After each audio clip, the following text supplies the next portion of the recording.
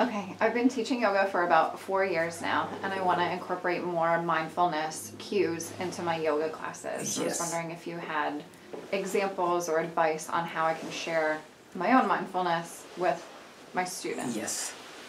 So the fundamental teaching of yoga is we are the center of the universe. We are the center. We are the subject and world is the object. No one can do anything for anyone. We are programmed because of religions and upbringing to help others.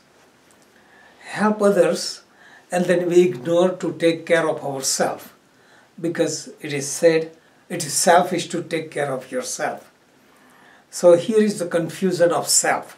Capital self, it means your higher self. If you nurture your higher self, then you are helping everyone else. Lower self is you identify yourself with your body, your mind, your likes, dislikes. That is lower self. So this is what is ignored because of conditioning. Nurture yourself first. Said, if you want to offer others, you have to have surplus. If you are beggar yourself and somebody asks for, what can you give?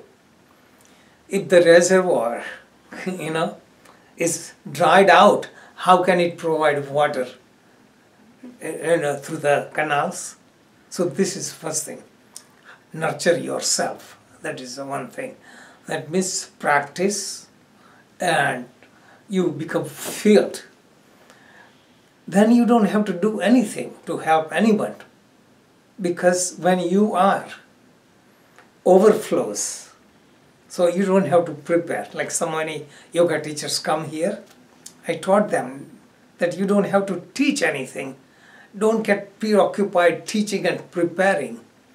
If you're practicing, you be there and your presence would talk about it. So to reach people, we want to impose, like I want to teach you this technique, I want to teach you this position, I want to teach.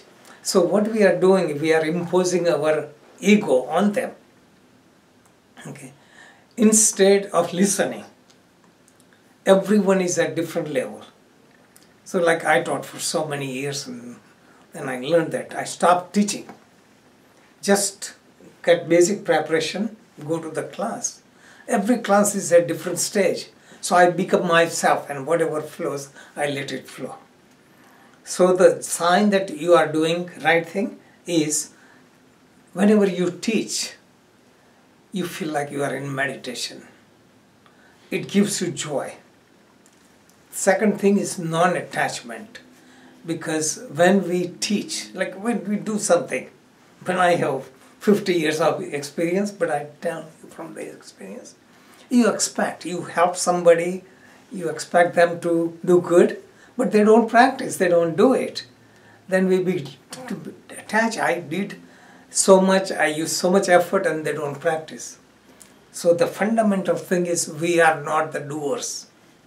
The ultimate philosophy is hard to explain in a short time.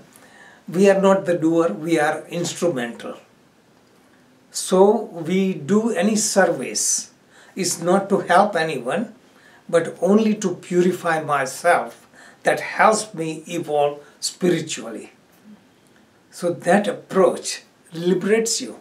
So you teach, you find joy, people get it, it doesn't matter, they don't get it, it doesn't matter.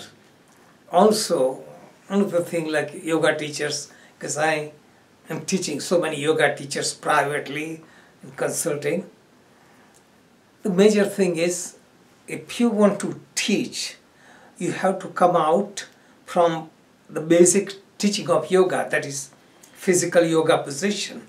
You have to go deeper into breathing, deeper into meditation, deeper into philosophy, so that you can bring everything in proper perspective. So when you teach, you consider body as a means instead of body as a goal. Generally, yoga teachers teach studios. General impression is everyone goes to the class, eyes are open, some are young, some are old. Older ones try to imitate young one. There is competition, comparison. Teachers goes around and corrects their position. So many people push them and get hurt. And generally people don't practice. So really, they practice only when they love what they are doing. And what I used to do 50 years ago, and I still do, if I teach those kind of group classes, at the end of class I give deep relaxation. With deep relaxation I bring some affirmation or some philosophy that feels so natural that they don't think. They are getting it, an inspiration. And also whenever even I teach physical thing, I tell them to close the eyes and practice. Feel prana. Prana connects body and mind. Feel the prana. So they feel so much joy. Eyes are closed, no comparison. When feel the prana, everything flows much better. Body becomes more flexible. But when you try with willpower, your body tenses up.